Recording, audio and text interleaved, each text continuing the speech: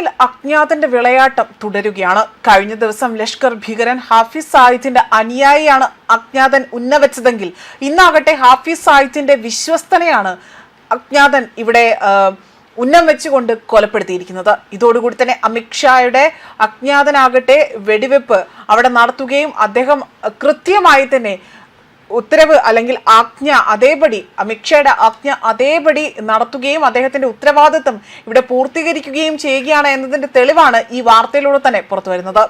പാകിസ്ഥാനിൽ ഇന്ത്യ തേടുന്ന ഭീകരർ ഓരോന്നായി തന്നെ അജ്ഞാതരിൽ കൊല്ലപ്പെടുന്നതാണ് ഇവിടെ കാണാൻ സാധിക്കുന്നത്. ലഷ്കറിലെ പ്രധാനിയുമായ ഷെയ്ഖ് യൂസഫ് അഫ്രീദിയാണ് ഖൈബർ പത്വേക്കിൽ വെടിയേറ്റ് മരിച്ചിരിക്കുന്നത്. അജ്ഞാതനായ തോക്കുധാരികൾ അഫ്രീദിക്ക് നേരെ തുടരെ തന്നെ വെടിയുതിർത്തതായും വ്യക്തമാക്കുന്നുണ്ട്. അക്രമികൾ ഉടൻ തന്നെ സംഭവ സ്ഥലത്തു നിന്നും രക്ഷപ്പെട്ടു. ലഷ്കർ ഇ തൈബയുടെ റിക്രൂട്ട്മെന്റിലും ഭീകര പ്രവർത്തനങ്ങൾ ഏകോപിപ്പിക്കുന്നതിലും നിർണായക പങ്കുവച്ചിരുന്ന വ്യക്തിയായിരുന്നു അഫ്രീദി. ഖൈബർ പത്വേക്ക മേഖലയിൽ സംഘടനയുടെ സ്വാധീനം വർദ്ധിപ്പിക്കുന്നതിൽ ഇയാൾ മുൻപന്തിയിൽ നിന്നതായും റിപ്പോർട്ടുകൾ സൂചിപ്പിക്കുന്നുണ്ട്. നിരോധിത സംഘടനയായ ജമായത്ത് ഉദ് ദവായിലെ പ്രമുഖനും അഫ്രീദി ആ ഒരു പേരിൽ അറിയപ്പെടുന്നതായും ഇവിടെ വ്യക്തമാക്കുന്നു.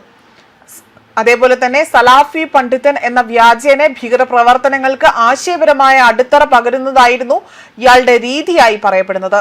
കഴിഞ്ഞ ഒരു വർഷത്തിനിടെ തന്നെ പാകിസ്ഥാനിൽ കൊല്ലപ്പെടുന്ന ലഷ്കർ ഭീകരരുടെ നിരയിൽ ഏറ്റവും ഒടുവിലത്തെ കണ്ണിയാണ് ഷെയ്ഖ് യൂസഫ് അഫ്രീദി. ഏതാനും ദിവസങ്ങൾക്ക് മുൻപ് ലാഹോറിൽ വെച്ച് ലഷ്കർ സ്ഥാപക നേതാക്കളിൽ ഒരാളായ അമീർ ഹംസയ്ക്ക് നേരെയും സമാനമായ രീതിയിൽ തന്നെ ആക്രമണമുണ്ടായി.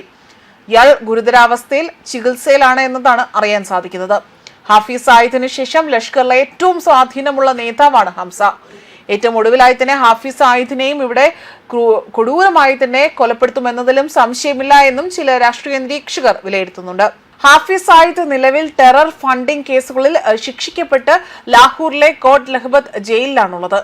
സായിദിന്റെ അടുത്ത അനുയായികൾ ഓരോരുത്തരായി തന്നെ കൊല്ലപ്പെടുന്നത് പാകിസ്ഥാനിലെ ഭീകര സംഘടനകൾക്കിടയിൽ വലിയ പരിഭ്രാന്തിയാണ് സൃഷ്ടിച്ചിരിക്കുന്നത്.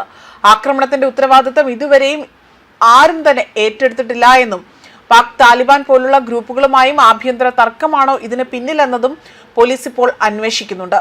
ഇന്ത്യൻ ഏജൻസികൾ തിരയുന്ന ഭീകരർ ഇറാനിലെ സുരക്ഷിത താവളങ്ങളിൽ വെച്ച് ഇല്ലാതാകുന്നത് അന്താരാഷ്ട്ര തലത്തിലും വലിയ ഒരു ചർച്ചയായി മാറുകയാണ് എന്നതാണ് റിപ്പോർട്ടുകൾ സൂചിപ്പിച്ചിരിക്കുന്നത്.